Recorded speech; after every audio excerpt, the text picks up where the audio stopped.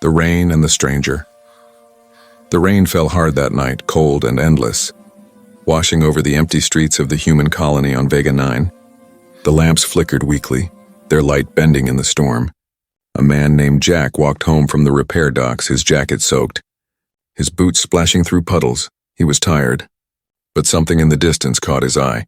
Near the corner of a broken shelter, someone was standing in the rain. At first he thought it was just a shadow, but as lightning flashed he saw her clearly. An alien woman, thin, shivering, and trying to wash herself with the falling rain. Her skin was pale blue, glowing faintly under the stormlight, and her hands trembled as she rubbed mud from her arms. Jack stopped, unsure what to do. No one was supposed to be out here, especially not an alien woman. The humans and her kind, called the Virine, kept distance from each other. Most humans saw them as beggars or workers, people to ignore, but Jack couldn't move on. Something about her made him stop. She looked so tired, her eyes half closed, her body shaking. The rain hit her face hard, but she didn't move away. It was like she had accepted the cold as punishment. Her clothes were torn, barely covering her, and the muddy water ran down her legs like dark tears. Jack took a slow step closer, his voice low. "Hey, you'll get sick out here," he said. The woman flinched at his words and turned quickly. Her eyes were large, glowing with faint purple light filled with fear. "I'm sorry," she whispered, her voice shaking. "I didn't mean to cause trouble, I just needed to clean. They wouldn't let me use the public washroom." Her words hit him harder than the rain. Jack looked around, the streets were empty, no one cared. He could have walked away, but he didn't. He took off his jacket and stepped closer. "Come on," he said softly.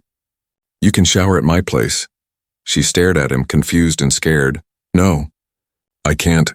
Humans don't want me near," she said quietly. Looking down, Jack shook his head. "I don't care what others say." "You're freezing." For a moment she didn't move, then her legs gave out, and she almost fell. Jack rushed forward, catching her before she hit the ground. Her skin was cold like ice, her body light as air. She looked up at him weakly, her lips trembling. "Why, are you helping me?" Jack didn't answer. He just held her steady and started walking. The rain kept falling, the thunder rolling across the sky behind them. The neon lights of the colony flickered like dying stars. He didn't know her story, didn't know who she was or what she had gone through, but something told him this night would change everything. As they reached his small home at the edge of the colony, Jack opened the door and helped her inside. The warmth hit her face and she gasped softly. He closed the door behind them, his heart still beating fast. He had no idea that by letting her in, he had just opened the door to something far greater. Something that would shake both humans and Virine forever. "Would you like me to continue with part 2? Around 600 words. Same." The warmth inside. The small house was quiet, the sound of rain still echoing outside. Steam rose from the heater in the corner, filling the air with warmth. Jack helped the alien woman sit on a small chair near the fire. Her hands shook as she tried to warm them, her fingers long and delicate, her skin faintly glowing blue. He gave her a towel and a blanket. "You're safe here," he said gently.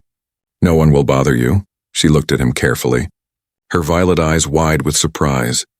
"No human ever said that to me before," she whispered. Jack gave a small smile. "Well, I guess I'm not like most humans." She wrapped the blanket around herself and sighed softly. "I didn't want to scare you," she said. "I just wanted to feel clean again. It's been days since I could." Her voice cracked a little, filled with shame and exhaustion. Jack looked at her closely now. There were faint scars on her arms, like burns or lash marks. He didn't ask about them, but she saw his eyes pause. "They hurt me when I tried to work," she said quietly. "They said aliens should know their place." The words hit him hard. He turned away, pretending to check the heater. "I'm sorry," he said after a moment. "You didn't deserve that." She looked at him again, unsure what to say. Her people had learned that humans only apologized when it meant nothing. But this man's voice carried something real, something warm. "What's your name?" Jack asked, sitting across from her. She hesitated before answering. "Lyra," she said. "I'm from the Virine colonies near the desert rings. But I came here for work." Jack nodded slowly. "I'm Jack. Mechanic at the dockyards." Lyra tried to smile, but her eyes looked tired. Her hair, once silver-white, was tangled and dull. She looked down at her hands. "Do you really not hate my kind?" Jack frowned. Why would I? You didn't do anything wrong, Lyra's lips trembled. Most humans think we're weak, dirty, or dangerous. They spit when they see us. Jack leaned forward slightly. I've seen humans do worse things to their own kind. I don't trust anyone who judges others just for being different. For a long moment, the room was silent. The only sound was the rain tapping softly on the window. Lyra's eyes softened, something inside her relaxing for the first time in a long while. She looked around his home, simple, clean. A few tools on the table, a small plant near the window. It was the first place that felt human, but not hostile. You can use the shower, Jack said, standing up. It's through that door. Lyra rose slowly, clutching the blanket. Thank you, she whispered, her voice trembling with emotion. Jack nodded, trying to look casual, but his chest felt heavy with sympathy, and something else he didn't understand yet. When she disappeared into the bathroom, he sat back down and stared at the fire. He could hear the faint sound of water running for a moment. He imagined how she must feel, finally warm, finally safe, after being treated like less than nothing. He clenched his fists, anger burning quietly inside him. Outside, thunder rolled again, shaking the window. Jack looked toward the dark sky and muttered, "They can't keep treating them like this." He didn't know yet that helping one alien woman would soon put him against the entire colony's laws, and that Lyra's secret, still hidden, would change his life forever. The secret beneath the scar steam drifted through the air as the sound of running water filled the small house. Jack sat on the couch, staring at the fire, his thoughts racing like the storm outside. He didn't even know why he had brought her here. Maybe it was pity, or maybe something deeper, something that felt like guilt for what humanity had become when the shower stopped. The silence felt heavier. Moments later, Lyra stepped out wearing one of his shirts that hung loosely over her frame, her blue skin now clean and glowing softly in the warm light. Her silver hair fell gently over her shoulders, still wet. She looked different now, fragile yet radiant, like something precious that had been buried under years of pain. Jack stood quickly, trying not to stare. "Feel better?" he asked, scratching the back of his neck. She nodded, smiling faintly. "Yes, it feels like I finally washed the past away." But there was sadness behind her words. He could see it, the kind of sadness that doesn't fade with soap or water. Lyra sat near the fire again, wrapping the blanket around her legs. She stared into the flames, her hands folded tightly together. Jack noticed small metallic lines under her wrists like embedded circuits. "Are those—" he began, but she interrupted softly. "They're not decoration," she said. "They're tracking marks from the labor camps." Jack froze, his breath catching. "The camps? I thought they shut those down years ago." Lyra gave a bitter smile. "That's what your leader said, but they only changed the names. Now they call them work placements, but it's the same. We're property, not people." Jack felt his stomach twist. He had heard rumors, but he never imagined it was still that bad. "I escaped 3 nights ago," Lyra continued quietly. "They were moving us to the outer mines. The air there kills Vereen lungs in weeks. I couldn't go, I ran." She looked down, her voice breaking. "They'll come for me, Jack. They always do." Jack leaned forward, his voice low but firm. "Then they'll have to get through me first," Lyra blinked, surprised. "You would risk that for someone like me?" Jack nodded slowly. "You're not someone like you're just someone who deserves better." Her eyes softened, glowing faintly in the dim room. "Humans are strange," she whispered. "Some hurt us for nothing. Others risk everything for us." Jack smiled weakly. "Yeah, we're complicated." Outside, a sudden light flashed across the window, bright, artificial, scanning. Lyra jumped, her eyes wide with fear. Jack moved to the curtain and peeked outside. A drone hovered low, its red beam sweeping across the street. "The mark of the colony patrol. They're searching already," Lyra whispered, trembling. "They can track the signal in my implants." Jack's heart pounded. He rushed to his tool bench and grabbed a small scanner. "I can jam the signal," he said. "But I'll need to cut the circuits first." Lyra stared at him, unsure whether to trust him. "If you're wrong," she said softly, "the shock could kill me." Jack met her gaze. "If I don't try, they'll take you back. And I can't let that happen." For a long second, the world seemed to hold its breath. Then Lyra nodded slowly. She extended her trembling hand toward him, her voice barely a whisper. "Do it, human." Jack took a deep breath, his hands shaking as he picked up his tools.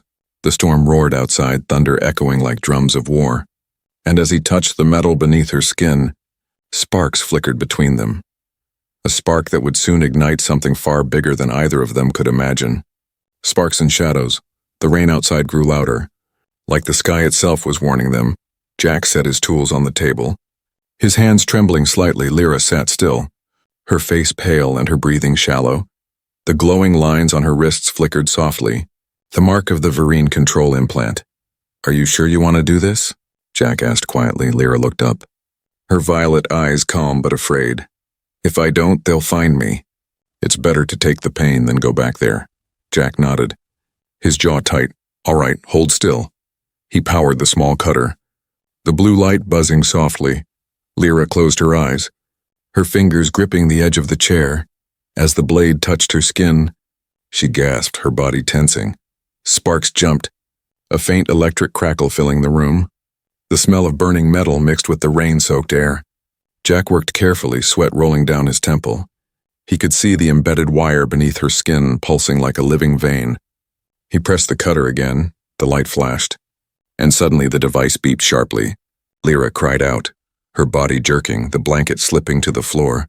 "It's almost done," Jack said quickly, trying to calm her. The tool hissed, then fell silent. The light on her wrist faded to nothing.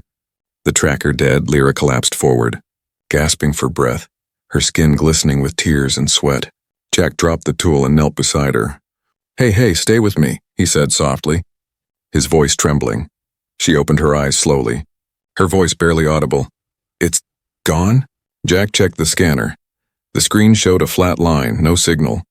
He smiled with relief. "Yeah, it's gone. They can't track you anymore." Lyra's lips curved into a faint smile. Her eyes shone with tears. "Thank you, Jack. No one ever risked that much for me." Jack looked away, embarrassed. "You'd have done the same." She shook her head gently. "Not everyone has your heart." Before they could speak again, a loud thud echoed outside. Jack froze, listening. Another thud, this time closer. Someone was at the door. He quickly turned off the lights, only the fire flickered in the darkness. Lyra grabbed his arm, her voice shaking. "It's them!" Jack peeked through the small crack in the curtain. 3 armored patrolmen stood in the rain, scanning devices in hand. One of them looked straight toward his house, Jack whispered. "They must have tracked the last pulse before I cut it." Lyra's face turned pale. "They'll break in." Jack moved fast, pulling her toward the back room. "There's a cellar under the floorboards," he said. "Go now." Lyra hesitated. "What about you?" Jack gave a faint smile. "I'll handle them. I'm just a mechanic, remember?" The pounding on the door grew louder.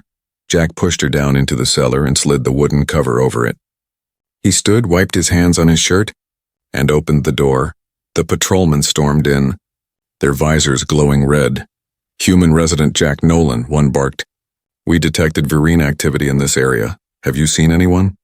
Jack kept his voice calm. "No, sir, just me here. Fixing my heater." The leader scanned the room, his device buzzing faintly. "Strange," he muttered. "Signal went dead near this location." Jack shrugged. "Probably a malfunction. Happens all the time during storms." The patrolman stared at him for a moment, then turned toward the door. "Keep your eyes open, human.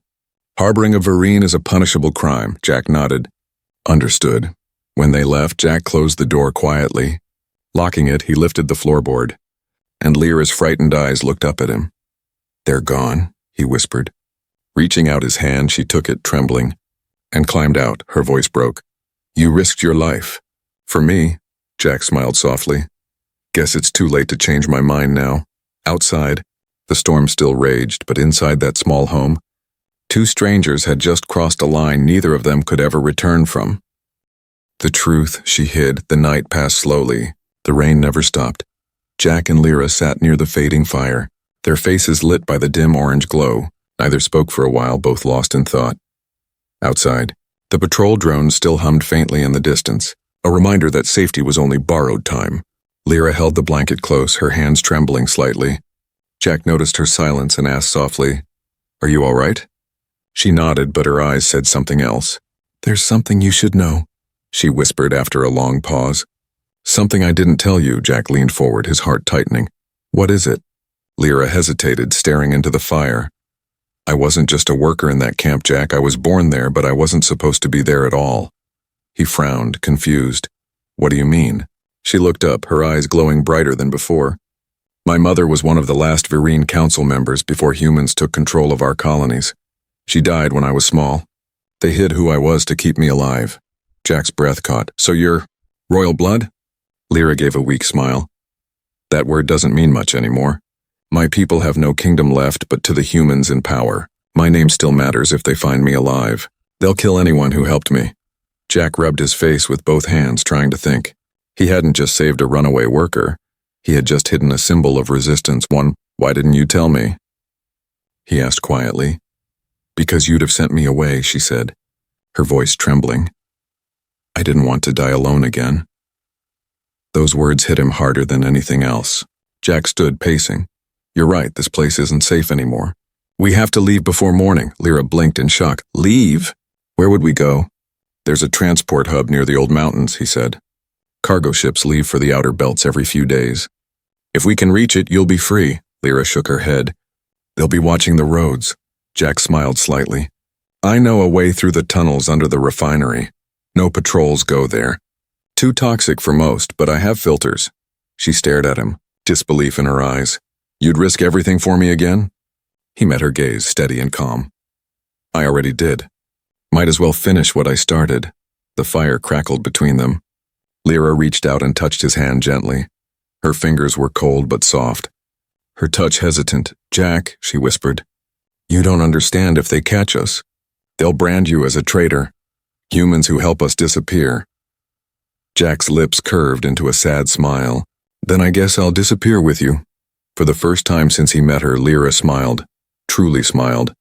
It was small, fragile, but full of warmth. Something unspoken passed between them. Something that neither the storm nor the soldiers could erase. Hours later, as the sky turned gray with the first light of dawn, Jack packed his old bag. He filled it with food, water, and a few tools. Lyra helped, though her hands still shook. When everything was ready, Jack opened the door. The wind cold and sharp. Once we step out, there's no turning back, he said quietly. Lyra looked at him, her eyes filled with both fear and hope. Then let's not look back. Together they stepped into the misty morning. The rain had stopped, but the world still felt heavy and silent. Far away, a patrol siren echoed through the colony. Jack pulled his hood up, gripping Lyra's hand tightly. In that moment, they were no longer just a human and an alien. They were fugitives, two souls running from a world that refused to understand kindness. Through the tunnels of ash, the sky above, Vega 9 was still dark when Jack and Lyra reached the edge of the colony. The air was cold and heavy with smoke from the factories. Rusty towers loomed in the distance, dripping oil like black rain. Jack led the way, keeping to the shadows, his tool bag slung over his shoulder. Lyra followed close behind, her steps light, her glowing skin hidden beneath his old coat. Her eyes scanned every corner. Every noise made her flinch. Are you sure this way is safe? She whispered. Jack nodded slowly. Safe enough if we're quiet. They reached a fence that marked the border of the refinery district. Jack crouched and used his cutter to melt a hole through the metal. The smell of burning steel filled the air. He pushed the wires apart and motioned for her to crawl through. On the other side, thick fog rose from the ground. The heat of the vents made the place look like a ghost field. This tunnel goes under the main patrol routes, Jack said. Adjusting his mask, Lyra covered her mouth with a cloth, the air already burning her throat. The entrance was hidden behind a pile of old pipes. Jack lifted one and revealed a hatch half buried in ash. He forced it open, a rush of foul air escaping like a sigh from the earth. The tunnel below was dark, dripping, and alive with the sound of distant machinery. Lyra hesitated, looking down. It feels like the planet is crying, she said softly. Jack smiled faintly. Then we'll just have to move fast before it cries harder. They descended the ladder. The metal cold under their hands. Inside, the air was thick and humid. Glowing fungi painted the walls with pale blue light. The tunnel stretched far ahead, endless and silent. Jack turned on a small lamp and they began walking, their footsteps echoing softly. After a while, Lyra spoke, her voice low. When I was a child, my mother used to tell me humans were monsters.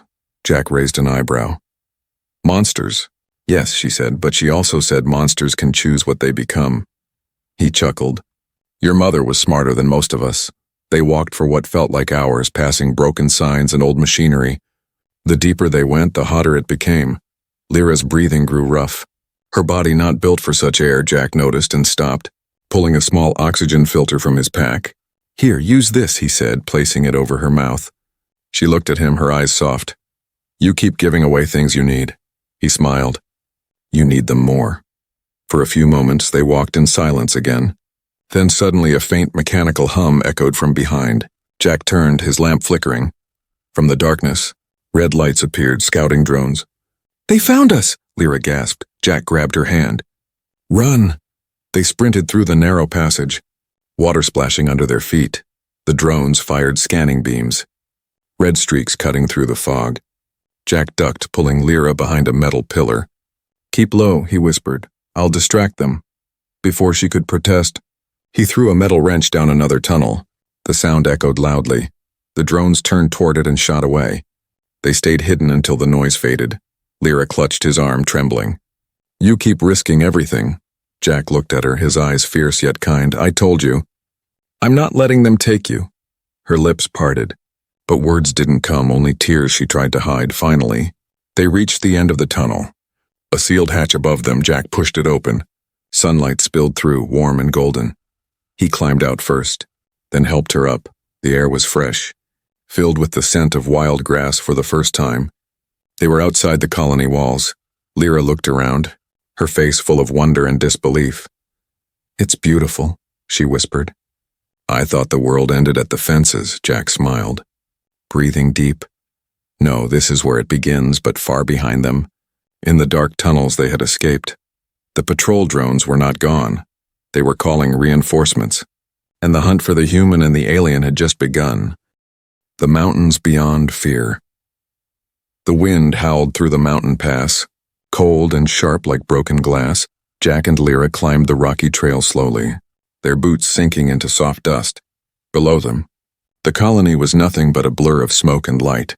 Each step took them farther from danger, and closer to freedom. Lyra looked weak, her breathing uneven. The journey through the tunnels had drained her strength. Jack noticed and stopped, helping her sit on a large stone. "Rest a moment," he said gently. "We're almost there."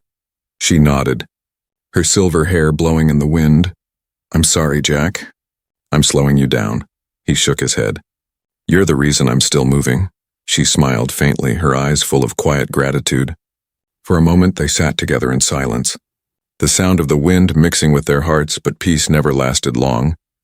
A faint hum echoed in the distance, mechanical, cold, and growing louder. Jack turned quickly, scanning the horizon. 3 black drones were flying toward them, their red lights glowing like eyes of fire. "They found us again," Lyra whispered, fear breaking through her voice. Jack pulled out his old plasma cutter, its energy almost drained. "Stay behind me," he said firmly.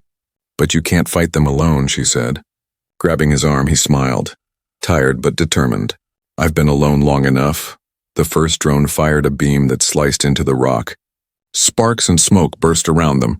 Jack aimed and fired his cutter, the blue spark hitting one drone and sending it crashing into the cliff.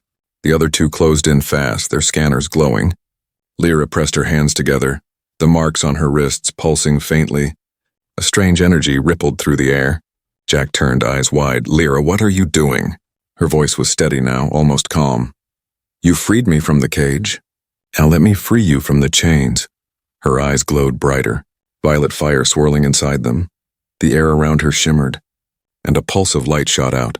The remaining drones froze mid-air, their circuits melting in silence before they exploded into fragments.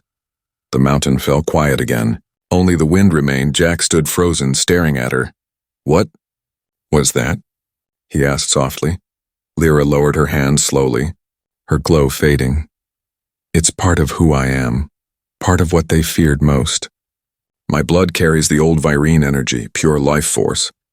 She looked down, her voice trembling. "That's why they hunted me, Jack, not because of what I did, but because of what I am." Jack stepped closer, his hand gently touching her shoulder. "Then they were fools," he said, "because they didn't see the heart behind it." Lyra looked at him, her eyes shimmering with emotion. "You always see more than others do." He smiled faintly. "Maybe that's why I found you in the rain." They continued climbing until they reached the top ridge. Beyond it, a small transport hub waited. Half hidden by mist and trees, old cargo ships rested there. Silent and forgotten, Jack pointed. That one still runs. We can take it and go far from here. Lyra turned toward him. Will you come with me? He hesitated, then nodded. Where else would I go? Together they walked toward the ship, the wind carrying the first rays of dawn. The sky glowed gold and silver, and for the first time Lyra smiled without fear. As the ship's engines roared to life, she looked at Jack and whispered, "Thank you, human, for giving me back my life." Jack looked at her, his voice soft. "And you gave me back my purpose." The ship lifted slowly. Rising above the mountains below, the colony shrank into a distant blur. 2 fugitives, 1 human and 1 alien, now free in the endless sky. The rain that once separated them had washed away the boundaries between their worlds, and somewhere beyond the clouds a new story of hope had just begun.